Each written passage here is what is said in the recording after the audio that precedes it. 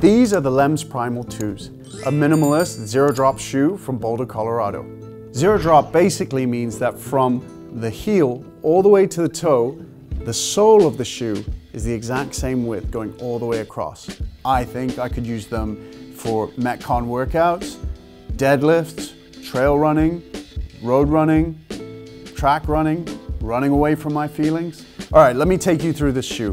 We have a knit, lightweight upper mesh, which is breathable, with a wide toe box, which is fantastic because you can splay out your toes in these shoes and have a more natural stance to them. I personally love gum sole shoes. This tread going all the way down the shoe in all the key areas that your feet are applying pressure is solid. Check this out. These shoes are flexible. They weigh 195 grams and they're completely vegan. I'm most excited to use these shoes outside in Dubai in the summer. It's really hot and I found my other barefoot shoes do not cut it. It's so hot in Dubai in the summer that having a shoe that's barefoot or minimalist with like a little bit of insulation goes a long way, man. I really want to go out and run in them. So these shoes retail off the Lems website for $105. Are they worth it? I'm gonna find out.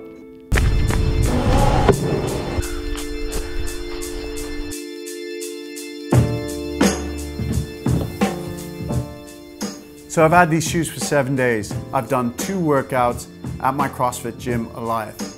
Shout out Alioth, shout out my boy Minhao. So here were the highlights. Deadlifts, I felt strong. I was able to splay my toes out and get a good grip on the ground. Box jumps, I was able to have a solid landing. With the grip on the bottom of these shoes, that was just a plus point. Rope climbs, I didn't see much of a difference, but let me tell you about burpees.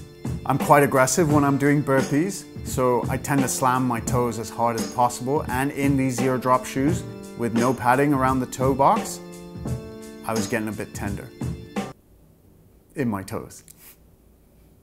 So after 50 kilometers of running, 2 CrossFit workouts, let's have a closer look at these shoes.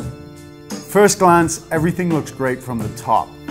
The shoes look fine. They're actually really clean considering the amount of running I've done in them, which is a positive. So this is typical of what happens to a pair of shoes when I get them.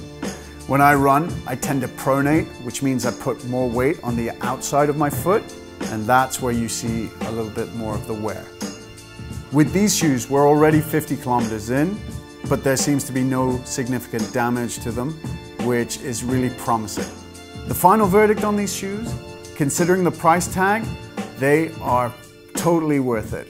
The star of the show being running in these shoes, I still have no problem taking them to the gym and doing a couple of good CrossFit workouts in them. Go out, get yourself a pair, get into the zero drop shoe game, and they'll make you better than yesterday.